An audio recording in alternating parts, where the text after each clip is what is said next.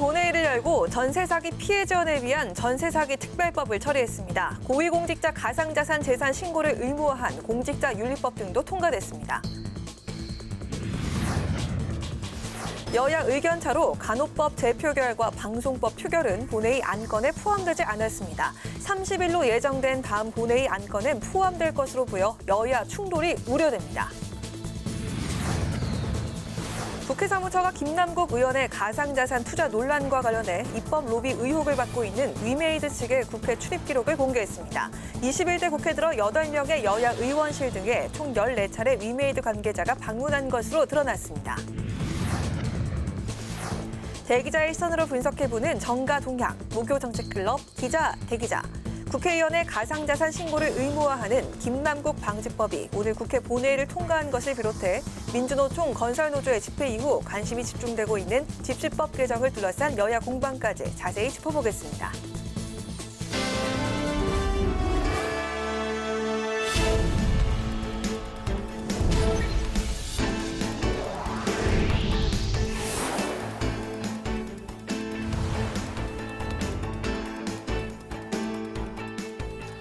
여러분 안녕하십니까? 5월 25일 목요일 국회 라이브 6 시작하겠습니다. 오늘 뉴스는 본회의 중계방송으로 늦게 방송합니다. 국회가 본회의를 열고 전세 사기 특별법과 가상화폐와 관련한 일명 김남국 의원 방지법을 통과시켰습니다. 윤석열 대통령이 두 번째로 거부권을 행사한 간호법의 재표결과 야당이 주도하는 방송법 상정은 이뤄지지 않았습니다. 강민지 기자가 보도합니다. 국회 국토교통위원회에서 여러 차례 여야 협상 끝에 타결된 전세 사기 특별법이 국회 본회의를 최종 통과했습니다. 전세 사기 특별법은 피해자들에게 최우선 변제금을 최장 10년 동안 무이자 대출해주고 피해액을 보증금 5억 원까지 확대하는 내용 등이 담겼고 또 주택도시보증공사가 피해 주택의 경공매를 대행하도록 했습니다. 특별법에 따라 피해자로 인정받은 경우 지방세 특례를 부여하는 지방세 특례 제한법 개정안도 처리됐습니다. 전세 사기 피해자가 전세 사기 피해 주택을 취득하거나 보유하는 경우 취득세를 200만 원 한도에서 재산세를 25%에서 50%까지 각각 감면하고 김남국 의원의 코인 투자 의혹 사건을 계기로 국회의원을 비롯한 고위공직자의 가상자산을 공개하도록 한 공직자윤리법 개정안과 함께 국회의원의 사적 이해관계 등록 대상에 가상자산을 포함시키고 사실상 21대 국회의원 모두의 가상자산 전수조사를 실시하도록 한 국회법 개정안도 본회의 문턱을 넘었습니다.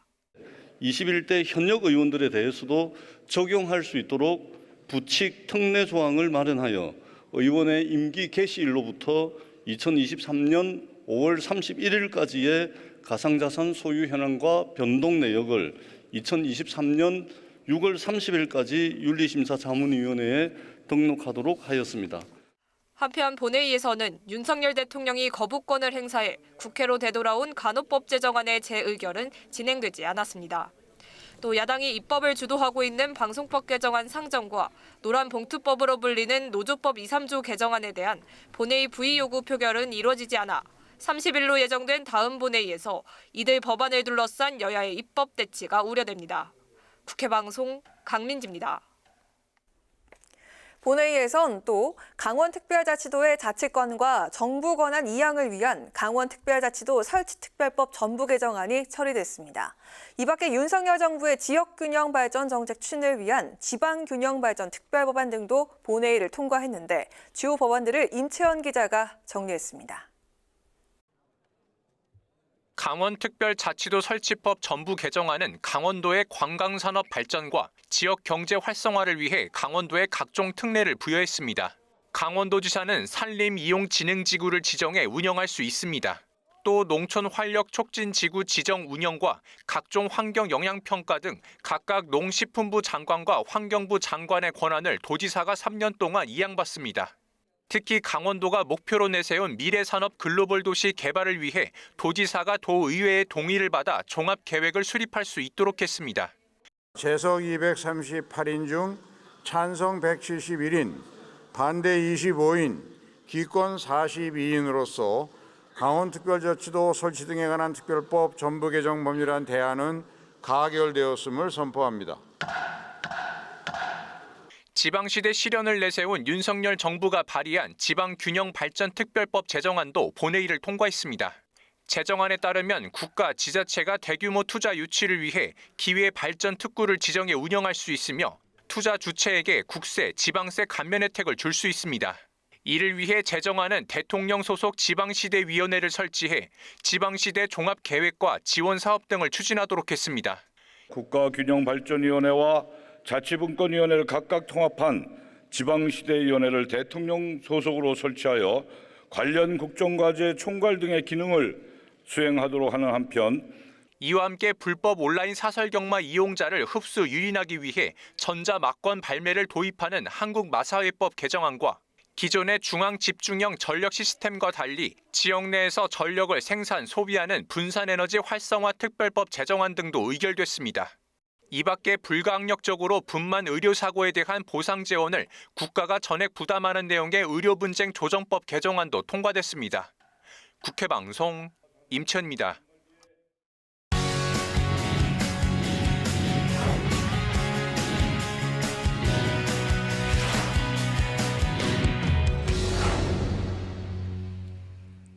오늘 국회 본회의 소식을 태은영 기자와 함께 정리해 보겠습니다. 태 기자 반갑습니다. 안녕하세요. 네, 그 본회의를 통과한 법안부터 살펴볼까 하는데요. 전세사기 특별법이 여야 합의 처리가 됐죠? 맞습니다. 전세사기 피해자 지원 및 주거 안정에 관한 특별법이 오늘 본회의를 통과했습니다.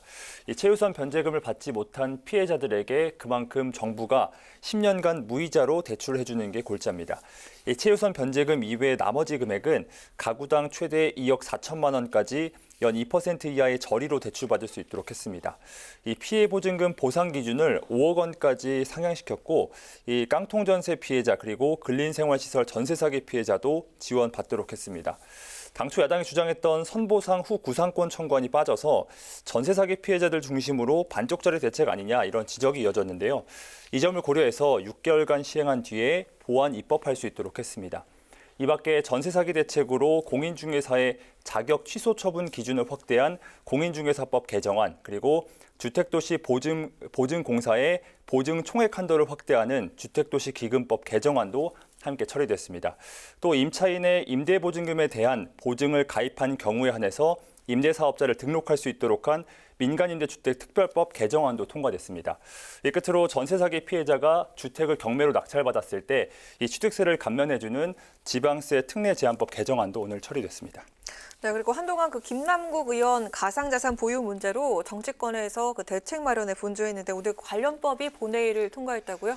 네, 최근 논란이 된 국회의원 가상자산 보유 문제와 관련해서 두 가지 법안이 오늘 국회 문턱을 넘었습니다. 먼저 공직자 가상자산 재산 등록을 의무화한 공직자윤리법 개정안이 오늘 통과됐는데요. 이 기존의 공직자윤리법을 보면 공직자는 부동산과 예금, 주식 등을 신고해야 하는데요. 여기에 가상자산은 빠져 있었습니다. 이 국회의원의 사적 이해관계 등록 대상에 가상자산을 포함시킨 국회법 일부 개정안도 오늘 본회의를 통과했습니다. 국회의원은 당선된 뒤에 윤리심사 자문위원회에 사적 이해관계를 등록해야 합니다. 법이 통과되면서 의원 본인 그리고 배우자의 부동산 등과 함께 이제 가상자산도 등록해야 하는 겁니다. 현재 21대 국회의원도 적용받을 수 있도록 임기 시작부터 이달 말까지 가상자산을 보유하거나 거래한 내역이 있다면 다음 달까지 신고하도록 하는 특례 조항도 함께 만들었습니다. 여기에 국회의원 모두 가상자산 보유 현황 등을 신고하도록 하는 결의안도 오늘 본회의를 통과했습니다. 네, 그 여야 이견차가 참 컸던 간호법과 방송법이 오늘 그 본회의에서 다뤄질지 관심이었는데 결국 그 안건에 포함되진 않았습니다. 맞습니다. 이 두 법 모두 야당 주도로 이 법제사법위원회를 건너뛰고 본회의 결정된 법안입니다.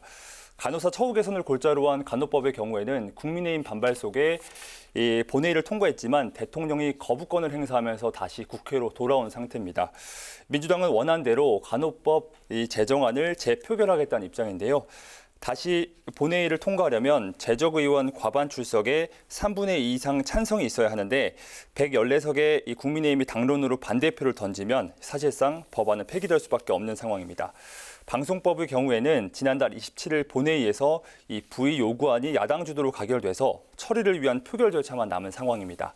KBS와 EBS 같이 공영방송의 지배구조를 바꾸는 게 핵심인데 야당은 정치 독립법이라며 표결 처리를 요구하고 있습니다. 하지만 국민의힘은 방송법 부의 절차에 하자가 있다면서 헌법재판소에 권한쟁의 심판을 청구하면서 맞서고 있는 상태입니다. 네, 자 그럼 노란봉투법 상황도 함께 살펴볼까 합니다.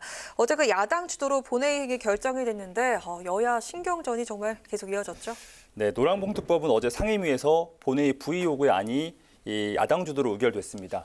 오늘 본회의에선 이 안건을 부의를 하겠냐, 이 여부를 묻는 표결 절차는 따로 진행되지 않았는데요. 국회법에서 정한 여야 합의 기간인 30일 이후에나 본회의 부의가 결정될 것 같은데요. 이 다수당인 민주당의 의지대로 본회의 통과가 유력한 상황입니다. 여당은 거부권 행사를 건의하겠다는 입장인데 여기에 권한쟁의 심판 청구도 검토하고 있다고 밝혔습니다. 본회의 직부의 그리고 대통령 거부권이라는 이 악순환이 계속되면서 6월 국회도 여야 갈등이 이어질 것으로 보입니다. 네, 어제 이어 오늘도 이슈 분석 태은영 기자와 함께했습니다. 태은영 기자 잘 들었습니다.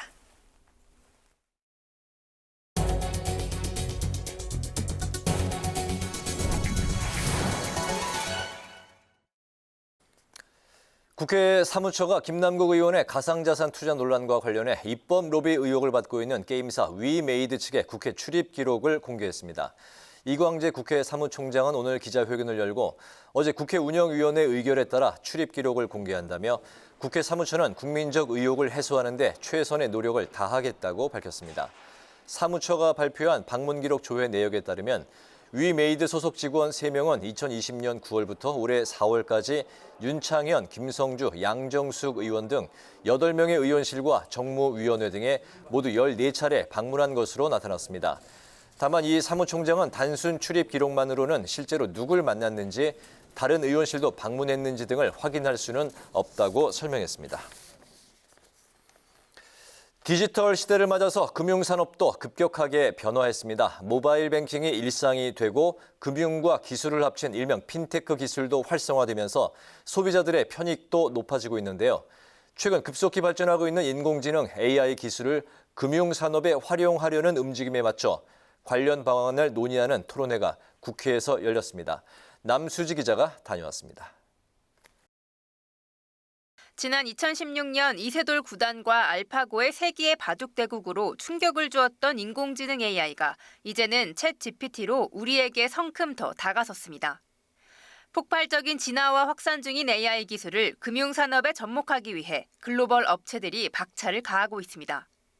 특히 금융 거래 과정에서 축적된 방대한 데이터를 활용해 이상 거래를 탐지하는 등 금융 사기를 예방할 수 있을 거란 기대가 커지고 있습니다. 김진표 국회의장은 현재 우리나라 AI 기반 금융 혁신 속도가 느리다고 지적하고 기존 금융 구조에서 벗어나야 한다고 강조했습니다. 이 모든 변화의 속도에 둔감한 우리 금융 참 걱정이 많이 됩니다. 우리가 중국보다 확실히 뒤지지 않았습니까? 디지털 금융에서는. 그래서 그런 점에서도 아직도 이것이 결국 오랜 세월 우리가 태생적으로 금융의 이 관치금융 구조, 그 체질에서 벗어나지 못하기 때문에 그런 거 아닌가. 전문가들은 대중적 관심에 비해 현장에서 AI가 더 많은 역할을 하고 있다고 강조했습니다. AI 인력 측면에서 보면은 지속적으로 그 수요가 증가하는 추세입니다. 우리나라 같은 경우에는 2022년 기준으로 봤을 때는 고용 측면에서는 한 11위 정도, 실질적으로 보면은 그렇게 낮은 수준은 아니다라고 이렇게 판단이 되고 있습니다. 다만 전문가들은 AI 기술은 양날의 검이라고 우려했습니다. 그 이면에는 사생활 침해와 조작 등 다양한 위협이 존재한다는 겁니다. 전문가들은 금융기관 데이터에 민감한 개인정보들이 포함되어 있는 만큼 안보 수준을 고도화하고 금융당국이 필요한 감독과 규율 방안을 마련해야 한다고 강조했습니다. 프라이버시 유출이라든지 또는 재무관리에 대한 역량, 금융정보가 탈취될 수도 있고요. 대출 과정 차별로 소송이 발생할 수 있다는 여러 가지 각 분야의 리스크들이 존재할 수 있습니다. 이런 부분들을 사전에 좀 고려하고 또 잘못된 정보를 AI가 수집하지 않도록 지속적인 점검이 필요하다고 말했습니다. 한 금융회사만 모아서는 되게 한계가 있습니다. 그래서 다양한 증권, 보호, 은행 또 다른 여러 금융회사가 협력하고 또 외부 데이터도 결합하고 해서 금융권에서 쓸 수 있는 좋은 학습 데이터를 만든다든지. 전문가들은 금융 분야의 AI 접목 시 소비자와 금융기관 등에 발생할 수 있는 리스크를 최소화하려면 충분한 사전 테스트를 위한 인프라가 필요하다고 강조했습니다. 국회 방송 남수지입니다. 전현직 여성 국회의원 모임 한국여성의정이 국회에서 제1회 남녀 동수의 날 선포식을 열었습니다. 여성의정은 남녀 동등 5대5를 상징하는 5월 25일을 남녀 동수의 날로 정했다고 설명했습니다. 여성의정 신임 대표로 취임한 이혜훈 전 의원은 남녀 동수 실현을 통해서 진정한 국민주권을 완성하는 길에 모두가 동참해달라고 말했습니다. 행사에 참석한 김진표 국회의장은 새 화두를 현실로 바꾸는 선봉인 한국여성의정이 우리 사회 구석구석 새 물결을 일으켜 주시길 기대한다고 강조했습니다. 부산과 울산, 경남 지역 간 문화예술 분야 교류를 확대해야 한다는 의견이 제기됐습니다. 박성민 국민의힘 의원은 부울경 지역이 수도권보다 문화예술 인프라가 부족한 상황이라며 지역 문화를 지키기 위한 해결책을 마련해야 한다고 말했습니다. 원양미 부산문화재단 선임연구원은 지역문화재단 간 협력 구조를 구축하는 등 부울경 지역의 문화적 동질성에 근거한 문화사업을 활성화해야 한다고 제안했습니다. 지역방송국의 만성 적자를 해결하는 해법을 찾기 위한 세미나가 박성중 국민의힘 의원 주최로 국회의원회관에서 열렸습니다. 박 의원은 개회사를 통해서 MBC 민주노총 언론노조로 인한 노사 간의 구조적인 문제가 지역 MBC의 만성 적자를 초래했다고 주장했습니다. 발제에 나선 김도인 방송문화진흥회 이사는 지난 2021년 한 지역의 MBC가 영업 적자를 내는 상황에서 근로복지기금 200억 원을 출연하는 등 지역 MBC의 여러 가지 사례들을 소개했습니다.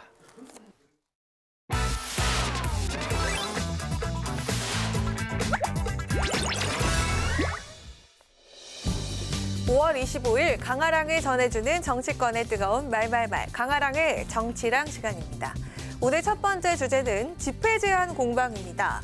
당정이 심야 집회를 금지하고 불법 전력이 있는 단체 집회 시위를 제한하는 법 개정을 논의하겠다고 밝힌 가운데 어제 국회 운영위원회에서도 공방이 벌어졌습니다. 집회 시위를 야간에 금지하는 방침을 하겠다는데 이게 위헌 결정된 것은 아십니까?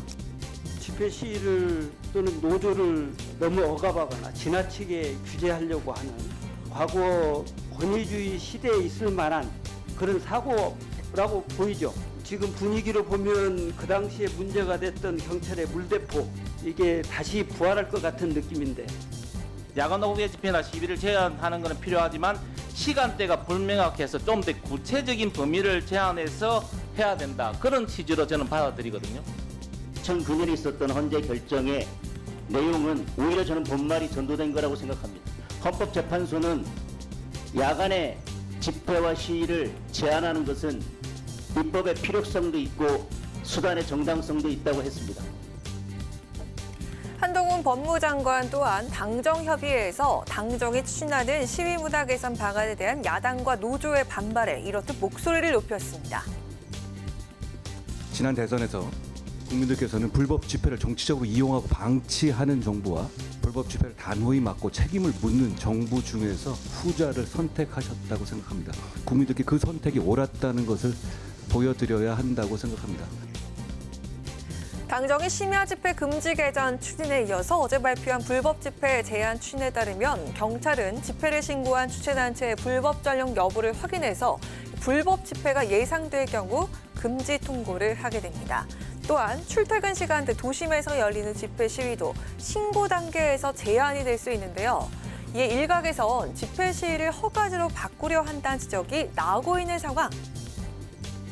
굉장히 선언적이면서도 불법 집회 하지 마라 이런 이야기였고 합법 집회 하겠다라고 신고를 하고 나중에 불법 집회로 이게 전환이 될 때 사실 합법 집회 하겠다고 계획서냈는데 그걸 어떻게 불하겠어요. 그건 기본권 제한이죠. 네, 이렇듯 여당 내부에서도 현실적인 적용 가능성에 대해선 회의적인 시각을 내비치기도 했습니다. 우리 헌법은 표현의 자유와 집회 결사의 자유를 기본권으로 직시하면서 집회에 대한 허가는 인정되지 않는다고 못 받고 있는데요. 물론 폭력을 동반하는 등 불법 행위에 엄정 대처하는 것은 당연하지만 대책 마련 과정에서 표현과 집회의 자유가 훼손될 소지가 없는지도 충분히 잘 살펴봐야겠습니다. 자, 이어서 두 번째 정치랑은 잠적 김남국의 심경입니다. 이른바 김남국 방지법이 오늘 본회의를 통과한 가운데 일주일 넘게 잠적 중인 김남국 의원의 향후 행보에도 관심이 몰리고 있습니다. 안민석 의원이 최근 김 의원과 통화한 사실을 밝히면서 근황을 전했습니다. 국힘 측에서 이렇게 주장하지 않았습니까? 김남국 의원이 자금 세탁한 돈으로 대선 자금에 쓰여졌다. 그것을 듣고서 너무나 의의가 없어서 의원님 정말 자살한 사람의 심정을 알겠습니다. 그러더라고요. 지나친 마녀 사냥식에 이렇게 하면 안 되는 것이죠. 그거는 이제 검찰 수사를 지켜보면 될 것입니다.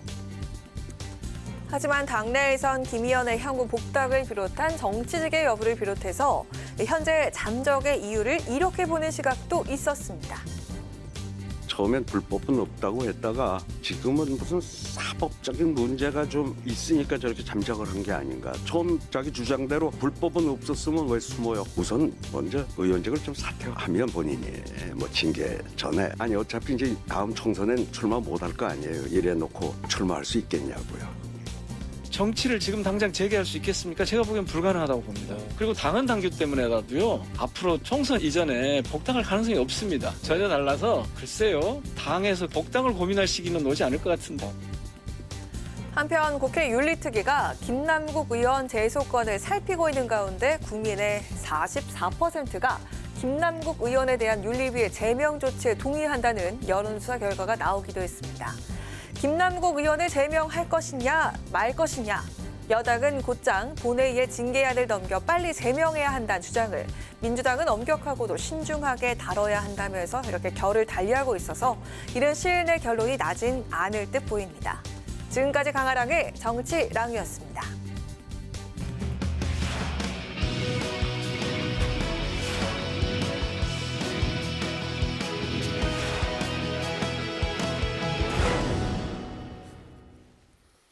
네, 정치권 동향을 대기자의 시선으로 짚어보는 목요 정치클럽 기자 대기자 시간입니다. 오늘도 최병묵 전 TV조선 해설위원, 성환희 한겨레신문 선임 기자 두 분과 함께하겠습니다. 어서 오십시오. 반갑습니다. 네, 안녕하세요. 네. 오늘은 최병묵 위원께서 발제해 오셨죠? 네, 조금 전 본회의에서 김남국 방지법이라고 하는 공직자윤리법 개정안이 통과가 됐고요. 네. 그다음에 또 요즘 이제 민노총의 1박 2일 집회 이걸 계기로 해서 집시법 개정 논란이 있습니다. 이 두 가지를 다뤄보려고 합니다. 알겠습니다. 방금 말씀하신 대로 김남국 방지법이라고 불리는 국회법 개정안 공직자윤리법 개정안이 오늘 본회의에서 이제 통과가 됐습니다. 하지만 그 법 시행이 올 연말쯤이기 때문에 국회의원들이 혹시나 이제 가상자산을 보유한 의원들이 자신의 보유한 그런 가상자산을 그동안의 연말까지 좀 숨기거나 빼돌릴 수 있다. 이런 지적이 좀 나오고 있는 상황입니다. 그 부분을 좀 어떻게 생각하시는지 어느 부분부터 좀 말씀하실까요? 글쎄요, 그걸 악의적으로 재산을 숨기려고 빼돌리는 걸 막을 방법이 있나요? 뭐 그건 어차피 없는 거죠. 뭐 국회의원들의 기본적인 뭐 양식을 믿어야죠. 어쨌든 재산 신고 제도라는 게 돈이 많은 것 자체가 나쁜 건 아니잖아요.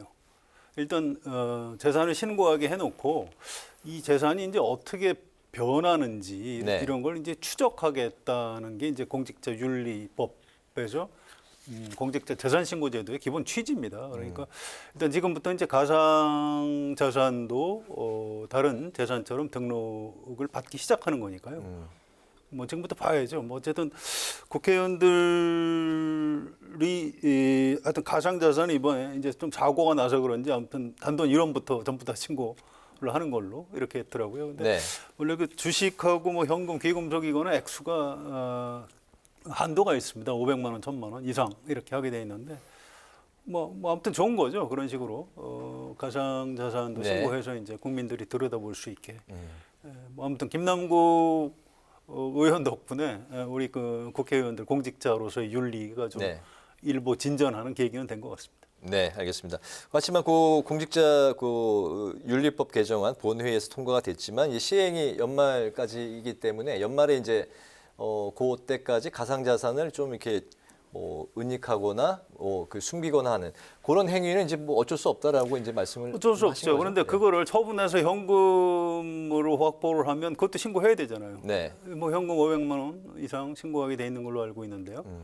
뭐 그거를 그러면 뭐 안 보이는 데다가 뭐 땅에다 묻어 놔야 되나요? 자연스럽게 드러날 것이다라는 말씀이신가요? 그런 겁니다. 네, 어차피 네. 그 사람이 갖고 있는 공직자의 재산 예. 총액은 뭐 줄어들거나 뭐 할 수 없는 거니까요. 네.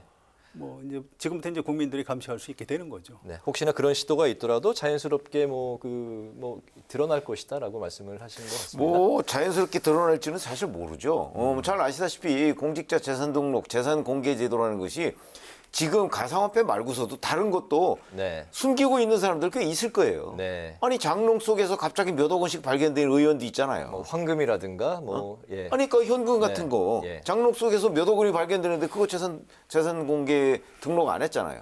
그러니까 제도적인 한계는 늘 있는 겁니다. 네. 그런 점에서 본다면 가상화폐에 관한 지금 공직자윤리법 개정안 뭐 늦었지만 그래도 이런 제도라도 갖추고 있는 것은 잘 됐다. 다만 뭐 시행이 뭐 연말이냐 아니냐 이거 사실 중요하지 않습니다. 네. 시행이 다음 달이더라도 지금부터라도 마음만 먹으면 아마 숨길 가능성은 있어요. 그러나 이제 그거는 지금 말씀하신 대로 뭐 여러 다른 어떤 견제 장치 뭐 내지는 수사 뭐 이런 걸로 이제 대처를 해야 되는 거고 그런 것들이 다 완벽하게 갖춰져도 사실은 가상화폐 거래소를 해외하고 거래를 한다든가 아니면 왜 콜드월렛이라고 들어보셨잖아요. 네. 콜드월렛은 이 온라인상의 지갑이 아닙니다. 가상화폐가. 온라인하고 단절된 지갑이거든요. 뭐 예를 들어서 USB 같은데 그걸 가지고 다닐 수 있어요. 그럼 네. USB를 자기가 혼자 가지고 있으면 그건 아무도 알 수가 없어요. 신고 안 하면. 그러니까 이런 데에 그 숨길 수 있는 소지가 여전히 있어요.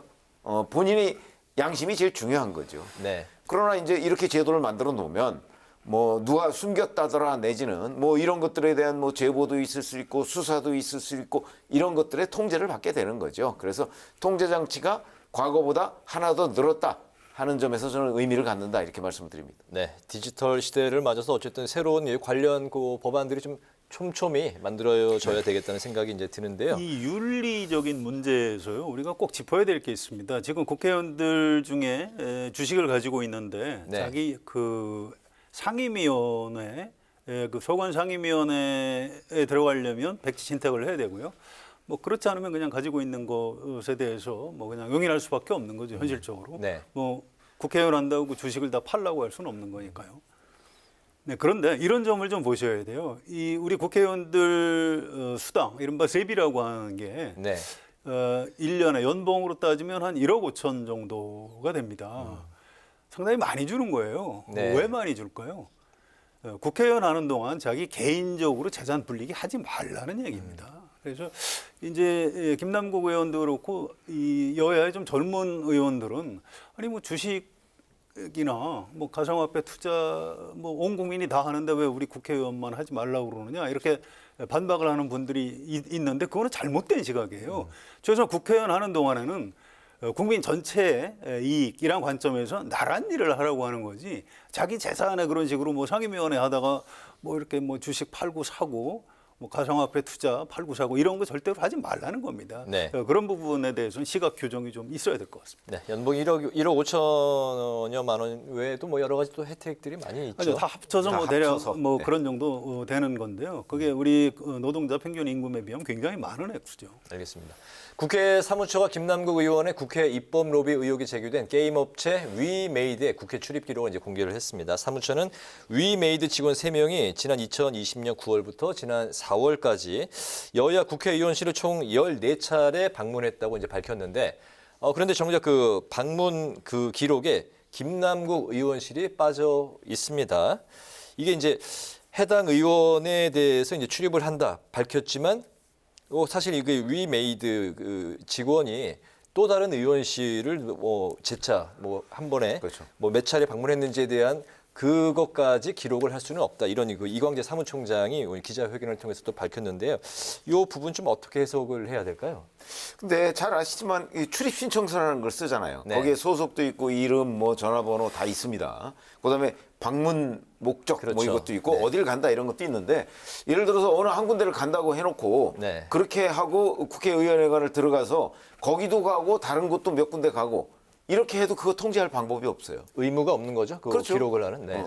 그 통제할 방법이 없기 때문에 이렇게 해놓은 거는 최초 의회관을 방문했을 때 출입 신청 기록을 이렇게 했다는 거고 네. 그 다음은 뭔지 잘 모르기 때문에 예. 뭐 이게 그 전체에 무슨 문제가 있다 이렇게 판단하기는 좀 어렵고요. 그리고 잘 아시다시피 진짜 불법적인 로비를 해야 되겠다 그러면 국회의원회관에 가서 안 할 가능성이 더 높죠. 그런 점에서 본다면 이거는 그냥 얼마나 위메이드 직원이 국회의원회관이나 정무위원회를 드나들었느냐 하는 참고 자료에 불과하고 네. 그리고 로비를 했다는 것 자체가 불법은 아니잖아요. 그러니까 이제 정말 불법적인 행위가 있었느냐 하는 부분은 별도로 수사의 영역에서 다뤄져야 할 부분이다. 이렇게 생각합니다. 단순 출입 기록만으로는 불법 여부를 확인하기는 어렵다. 예, 국회 운영위원회에서 이거 공개하라고 그래서 사무총장이 공개한 건데요. 그건 말 그대로 참고 자료에 불과합니다. 네. 이게 뭐 로비를 할 때 그렇게 기록을 남기는 방식으로 하겠습니까? 또 김남국 의원이 사실은 국회의원 되기 전부터 변호사 시절부터 이 가상화폐 투자를 굉장히 전문적으로 했다고 그래요. 네. 그리고 본인이 나는 절대로 불법을 저지르지 않았다 이 얘기는 그쪽에 무슨 뭐 로비를 받거나 뭐 이런 불법은 없다 이런 취지입니다. 그래서 뭐 이건 검찰 수사를 통해서 밝혀야 될 부분이긴 합니다만 제가 생각할 때 김남국 의원이 굉장히 억울해하는 걸 보면 그쪽에 무슨 뭐 불법적인 로비를 받고 그걸 대가로 무슨 코인을 받거나 그랬을 것 같지는 않아요. 네. 아무튼 그런 문제를 포함해서 어차피 그 검찰 수사를 통해서 좀 더 이 사건의 실체 부분은 좀 밝혀져야 될 그 부분은 남아 있는 것 같습니다. 알겠습니다. 다음 이제 이슈로 넘어가 보겠습니다. 지난 16일 민주노총 건설노조의 1박 2일 집회 이후에 정부 여당이 추진하고 있는 집시법 개정을 두고도 여러 가지 말이 나오고 있는 상황입니다. 어제 당정이 심야 집회 금지를 비롯해서 불법 집회 전력이 있는 단체가 집회 신고를 할 경우 집회를 제한을 하고 또 출퇴근 시간대 도로에서 집회를 여는 걸 이제 막는 방안을 내놨습니다.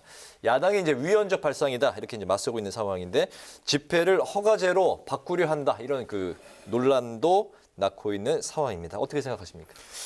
그 집시법은 어차피 헌법재판소에서 헌법 불합치 결정을 받았기 때문에 개정을 해야 되는데 지금 개정을 미루고 있는 거잖아요. 네. 그러니까 어떤 식으로든 개정을 해야 됩니다. 해야 되는데 지금 이제 여당에서는 이번 민노총 집회를 계기로 해서 이 민노총이 하려고 하는 그리고 1박 2일 집회에서 했던 행태들을 이제 국민 불편이라는 이유로 막으려는 이제 이런저런 지금 아이디어를 내놓은 거잖아요. 네. 근데 저는 기본적으로 이렇게 되면 야당에서 얘기하듯이 사실상의 집회 허가제가 아니냐 하는 부분에 저는 일정 부분 동의를 해요. 그렇기 때문에 이렇게 그 일반적으로 집회를 막고 대신 요런 거 허용한다. 이런 그 일종의 네거티브 시스템으로 할 것이 아니고 네. 집회를 허용을 하고 왜냐하면 헌법에 이미 집회 시위의 자유가 있으니까 네. 허용을 하고 다만 개별적으로 예를 들어서 뭐 맨날 진짜 집회 시위를 불법적인 집회를 전문으로 하는 사람이다 그러면 조금 더 제한을 많이 가하고 그렇지 않다 그러면 또는 뭐 침묵 시위 같은 것도 있잖아요. 네. 뭐 그런 건 뭐 야간에도 하겠다면 또 그 해줄 수 있도록 이렇게 약간 케이스 바이 케이스로 그 이제 집회의 범위, 시위의 범위를 정해하는 것이 저는 헌법이 원칙에 맞지 않나. 저는 그렇게 생각을 합니다. 네네. 뭐 사실은 뭐 별로 덧붙일 말은 없어요. 그런데 이 당이론 차원에서 집회 허가제는 위헌이기 때문에 뭐 그건 이제 말도 안 되는 발상이고요. 현실적으로 이걸 지금 왜 하는지 모르겠어요. 여당에서. 뭐 대통령이 한마디 하니까 대통령이 이제 민노총에 대해서 뭐 1박 2일 집회하면서 뭐 시민의 자유를 제한했다. 아니 집회 자유가 더 본질적인 자유입니다. 지금 일단 그 대통령 발언부터 저는 좀 동의하기 어려운데 또 대통령 한마디 했다고 여당에서 막 들고 일어나서 지금 하겠다 그러는데 현실적으로 가능한가요? 지금 민주당에서 이거 동의해 주겠어요? 그런 식으로 대통령이 한마디 했다고 네. 사전 허가제처럼 집시법을 바꾸자. 그 자체가 말이 안 되는 거예요. 이걸 정하고 싶으면 대통령이 야당하고 정치 협상을 해야 되는 겁니다. 이거는 국민 경제 차원에서도 좀 꼭 필요하고 국민 여론도 찬성 여론이 높으니까 뭐 야당 입장은 어떠냐 이런 식으로 해서 뭐 타협을 하고 절충을 해서 혹시 도입을 한다고 해도 해야 될 문제지. 뭐 이런 식으로 뭐 지금 누구한테 보여주기를 위해서 대통령이 한마디 하고 여당이 막 지금 하겠다고 이러는지 좀 정치적으로 도저히 납득하기가 어렵습니다. 네, 집회 시위의 자유라는 큰 틀에서 두 분이 이제 의견 일치를 이제 갖고 계신 것 같은데요. 그 아까 말씀하신 최병무 위원께서 말씀하신 그 집시법 10조 야간 집회를 제한하는 집시법 10조가 2009년 헌법재판소가 이제 헌법 불합치 결정을 내리면서 2010년 6월까지 법을 이제 개정하라고 했는데 현재까지 이제 마무리가 안 돼서 이제 소멸이 된 상태입니다. 그러니까 그 무용지물 이제 상태가 됐는데 이재명 대표는 지금 한가하게 집시법 개정을 논할 때는 아닌 것 같다 이렇게 이제 언급을 했는데 어쨌든 이 상황을 언제까지 지속적으로 갖고 갈 수만은 없을 것 같고 국회가 이제 언젠가는 이 부분에 대해서 좀 손을 봐야 될 상황인 것 같은데 언젠가는이 아니고 사실은 네. 이렇게 말이 나왔을 때 해야 되는 거죠. 이미 늦었잖아요. 지금이 그런 적절한 타이밍이라고. 그렇죠. 이미 늦었기 때문에 네. 저는 벌써 했어야 되고 지금이라도 이런 문제가 제기됐으면 네. 지금 뭐 그렇게 다른 바쁜 게 있습니까 국회가? 예를 들어서 지금 검찰이 뭐 민주당 일부 수사하고 이런 것 때문에 민주당이 대응하는데 좀 힘이 벅차다 뭐 이런 핑계를 혹시 댈 수 있을지는 모르겠는데 네. 민생 차원에서 보면 이것도 굉장히 중요한 문제예요. 그러니까 저는 이미 늦었는데 지금이라도 이 문제가 나왔으면 이 문제를 해결하고 가자. 그러면 또 헌법재판소 그 불합치 결정 그냥 미루고 말 건가요? 그러니까 지금이라도 하고 가야 된다고 봅니다. 네네. 뭐 지금부터 상임위원회에서 논의에 들어가면 됩니다. 더 드릴 말씀 없어요. 지금부터 하면 알겠습니다. 되는 겁니다. 그냥. 네네. 그러면 뭐 만시지탄이라고 뭐 표현하면 되겠습니다. 아니 왜냐면 2010년까지 하라고 그랬는데 지금까지 안 하고 있잖아요. 네네. 그런 일을 국회가 이게 이제 계속해서 우연 상태가 지속되는 거거든요. 네. 그런 건 막아야죠. 네. 입법기관이. 어쨌든 하루라도 빨리 이제 손을 보는 게 맞다. 네. 알겠습니다. 그 주 69시간제로 좀 주춤했던 윤석열 정부의 노동 개혁이 최근에 다시 이제 재시동을 걸고 있는 모습입니다. 야당 주도로 본회의에 직회부된 노란봉투법에 대한 이야기를 잠시 좀 나눠볼까 하는데 오늘 오전 국민의힘이 본회의 통과 시에는 대통령에게 제 요구권을 건의하겠다고 이제 밝힌 바가 있는데 이렇게 되면은 지난번에 그 양곡법, 간호법에 이어서 이제 세 번째로 대통령이 거부권을 행사할 것으로 예상이 되는 상황. 그렇다면 입법권, 거부권이 충돌하는 이런 반복되는 상황, 뭐 저희 코너에서도 여러 차례 좀 그 논의를 했던 것 같습니다만 세 번째를 맞이하는 이런 상황 좀 어떻게 바라보고 계십니까? 답답하죠. 이게 정상입니까? 비정상이죠. 뭐 야당의 이제 워낙 의석 차이가 크니까. 네. 법사위에서 지금 여당이 맡고 있어도 직회부가 가능한 상임위원회들이 있습니다. 그쪽에서 다 이렇게 본회의에 올리고 국회의장으로서야 뭐 좀 어떻게 여야가 좀 절충을 해봐라. 네. 뭐 이렇게 하지만 그것도 이제 한계가 있는 거죠. 그것도 결국 여당하고 야당하고 어느 정도 타협을 할 의사가 없으면 합의가 안 되는 거죠. 그러면 뭐 어차피 다수결의 원칙에 따라서 민주당에서는 이거 의결에 달라 할 수밖에 없고 국회의장이 끝까지 그거를 거부할 방법도 없어요. 아니 뭐 그럼 다수결에 따라 의결합시다. 이렇게 되고 또 그럼 또 대통령은 거부권 행사하고 이게 뭡니까 도대체? 참 그 잘못된 거예요. 그래서 이게 이제 물론 정치적으로 문재인 대통령 때 민주당에서 안 하고 왜 지금 하느냐 이렇게 비난받을 소지가 있어요. 근데 저 네. 개인적으로는 문재인 정부 때 했어야 돼요. 이 법은 법안 내용에 대해서 좀 이따 말씀드리겠습니다만, 네. 뭐 재개에선 반대하지만 이거는 우리나라의 그 노사관계로 보면 이거는 진작 해야 되는 법인데 네. 문재인 대통령도 그때 코로나 때문에 하도 경제가 나쁘고 재개에서의 그 반대를 무릅쓰고 이걸 국회에서 처리할 방법이 없었던 거죠. 그래서 입법에 실패했던 겁니다. 저는 네. 이 법은 지금이라도 국회에서 의결을 하고. 또 윤석열 대통령도 거부권 행사하지 않고 받아들여야 된다고 생각을 합니다. 생각은 그렇게 하시지만 실제 상황이 이제 그 상황으로 간다면 대통령이 거부권을 행사할 가능성에 대해서는 어떻게 예상하십니까? 뭐 여당이 그렇게 하겠다고 하니까 또 예. 그렇게 하겠죠. 뭐 뻔한 수순 아닙니까? 100% 이제 그 행사할 것이다. 아니 그렇게 예고까지 했는데 안 하겠어요? 예, 하겠죠. 알겠습니다. 아니 이게 왜 그러냐면 네.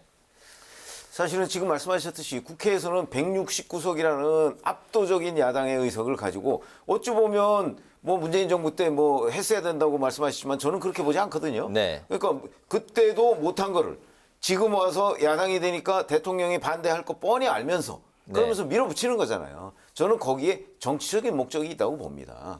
결국은 그 어떤 친노동 성향 뭐 이런 것들을 자기들이 보여주고 특히 내년 총선을 앞두고 우리는 노동계에 이렇게 친화적이다 하는 걸 저는 의식하고 있다고 보거든요. 그래서 밀어붙이는 거죠. 그러면 국회가 그 의석을 그 무기로 해서 밀어붙인다. 그건 뭐 국회의 권한이에요. 다수 의석을 가진 민주당의 권한이에요. 그러면 거기에 대해서 대통령이 잘못된 거 뻔히 알면서 그러면 국회를 존중해야 되니까 이거를 받아들일 수밖에 없다. 이렇게 결정해야 될까요? 저는 그건 대통령은 또 대통령 나름의 권한이 있잖아요. 법과 제도에 있는. 그게 제의요구권, 거부권이에요.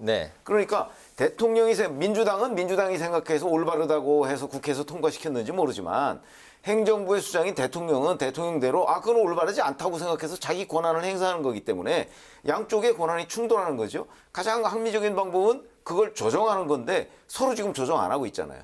뭐 그렇게 되면 결국 자기 권한 행사하는 거고 그 행사하는 거에 어떤 것이 잘 됐느냐는 것 결국 국민이 평가하는 거 외에는 방법이 없다. 저는 그렇게 보고요. 그 점에 있어서는 거의 비슷한데 노란봉투법을 꼭 해야 되느냐? 뭐 저는 거기에 대해서 반대입니다. 왜 그러냐면 이게 그 근로조건에 영향을 미치는 예를 들면 사용자와 그 피고용자 있잖아요. 이런 사이에서 사실은 사용자의 범위를 넓히는 거기 때문에 사용자가 누군지가 약간 희박해져요. 예를 들어서 하청업체가 그 노동자를 고용하잖아요. 그랬을 때 이 하청업체의 그 경영자가 사용자냐 아니면 원청업체의 경영자가 사용자냐 뭐 이런 문제들이 생길 수 있는데 이 새로운 법에 따르면 원청업체하고 협상을 할 수 있도록 돼 있거든요.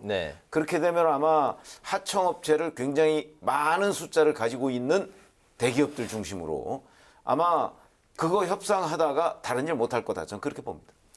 그 지금까지 그 노사관계에서 사용자 쪽이 이 현재 노사관계 시스템을 좀 악용한 측면이 있는 겁니다.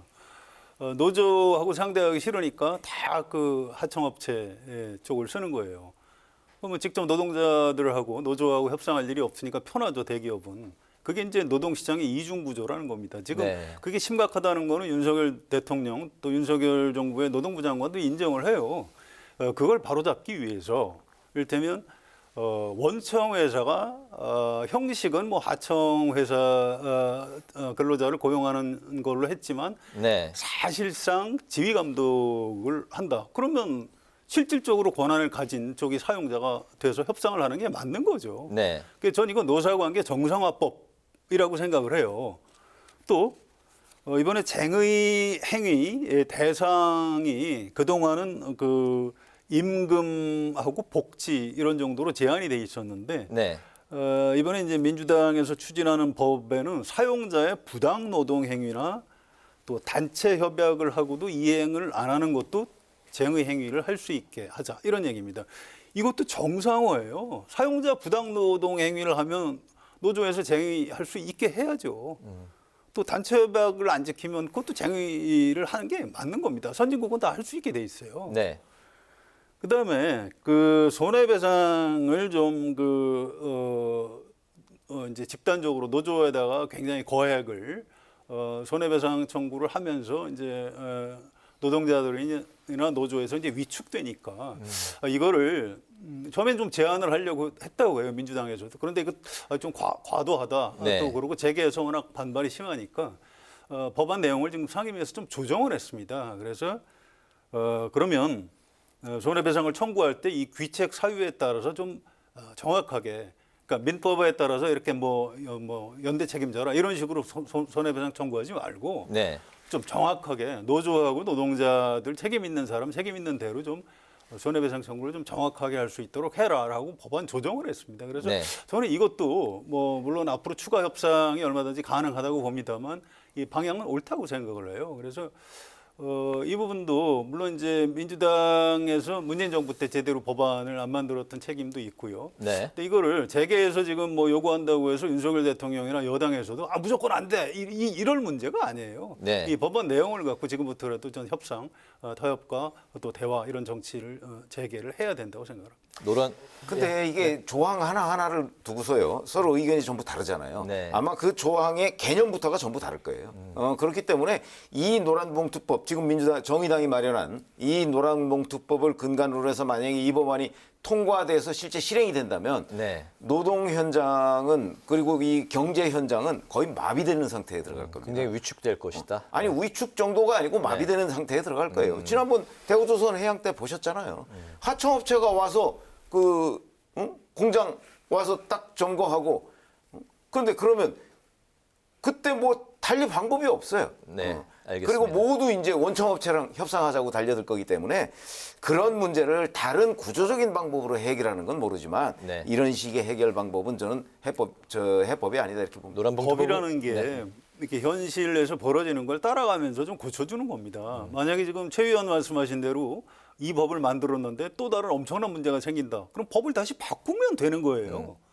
근데 지금 노동자들 입장에서는 이것 때문에 아예 이 대기업 실질적으로 자기를 지휘 감독하는 오너나 네. 그 대기업 원청회사하고 뭐 어떻게 대화할 방법 자체가 없으니까 이걸 해달라는 게 요구인 겁니다.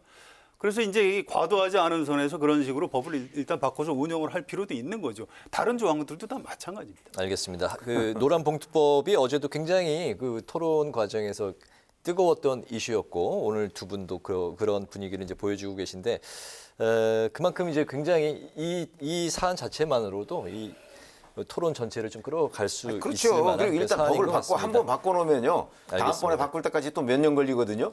그럼 그동안의 노동 현장 혼란은 어떻게 하고요? 앞으로 이제 표결과 또 일이 대통령의 제 요구권 여부가 또 걸려 있는 사안이기 때문에 또 이야기할 기회가 있을 것 같고 시간이 이제 그 조금 남아 있는 상황이라서 오늘 요 부분에 대해서 마지막으로 좀 간단하게는 언급하기가 좀 사안이 좀 적지 않은 사안인데 두 분의 말씀을 한번 들어보도록 하겠습니다. 뭐냐면 더불어민주당 전당대회 돈봉투 의혹 사건으로 구속영장이 청구된 무소속의 윤관석, 이성만 의원에 대한 국회 체포 동의 절차가 이제 오늘 시작이 됐습니다. 법원이 검찰에 체포 동의 요구서를 이제 송부를 했고 이 동의서는 대검찰청 법무부를 거쳐서 대통령 재가를 받은 뒤에 이제 국회로 제출이 됩니다. 아마 그 6월 임시국회에서 열리는 첫 본회의에서 표결이 이루어질 이제 전망이 있는데 두 의원에 대한 체포 동의안 두 분의 생각을 오늘 마지막으로 좀 들어보도록 하겠습니다. 어느 분부터 말씀하실까요? 글쎄요, 그때 가봐야 할 것 같은데요. 이건 그날 또 법무부 장관이 설명을 어떻게 하느냐. 그러니까 보고요.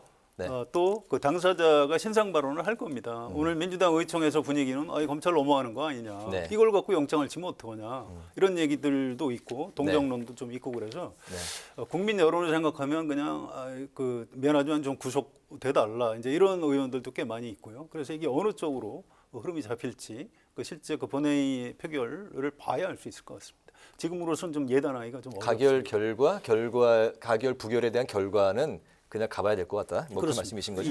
아니 그게 왜 그러냐면 의원들의 속마음을 참 알기가 어렵잖아요. 우리가 특히 이거는 정치와 돈의 관계는 사실은 외부에서 객관적으로 평가하기도 쉽지가 않습니다. 그런 점에서 본다면 이 정치권에서 운이되는 소위 그 돈봉투 의혹에 대한 저는 그 많은 국회의원들의 겉으로 표현은 못하지만 속으로는 또 정서적 공감대도 있다고 보거든요. 그러니까 뭐 이런 것까지 가지고서 뭐 이렇게 구속영장을 청구할 정도 되느냐. 왜냐하면 2008년 한나라당 돈봉투 사건 때 징역 8월 집행유예 2년 뭐 이런 정도로 나왔어요. 징역 6월 뭐 이 정도 6월 그랬었죠. 8월 정도거든요. 그리고 다 집행유예예요. 근데 그런 사안을 놓고서 구속영장을 지금 현역 의원에서 청구할 정도냐?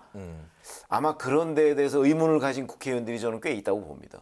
그렇게 되면 저는 오히려 가결이냐 부결이냐 지금 만약에 이렇게 점을 치라면 오히려 부결 쪽에 가까운 것 아닌가. 부결 쪽으로 갈 것 같다. 저는 그렇게 보고 있습니다. 그렇게 예상하시는군요. 알겠습니다.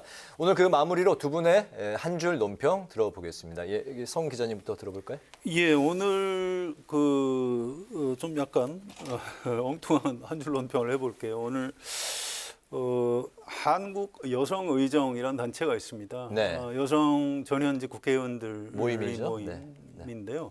이분들이 오늘 남녀 동수의 날이라는 걸 선포를 했어요. 우리나라 유권자의 절반은 여성인데 지금 우리 여성 국회의원들 비중이 한 17%밖에 안 됩니다. 그래서 국회가 이제 여러 가지 세대라든가 지역의 대표성도 떨어지지만 이 성별 가장 기본적인 남녀의 대표성이 너무 떨어진다. 네. 선진국에 비해서 좀 창피하다 이런 얘기를 하면서 오늘을 남녀 동수의 날로 선포했습니다. 그래서 오늘 제 한 줄 논평은 5월 25일은 남녀 동수의 날이라고 하겠습니다. 알겠습니다. 네, 최 의원님.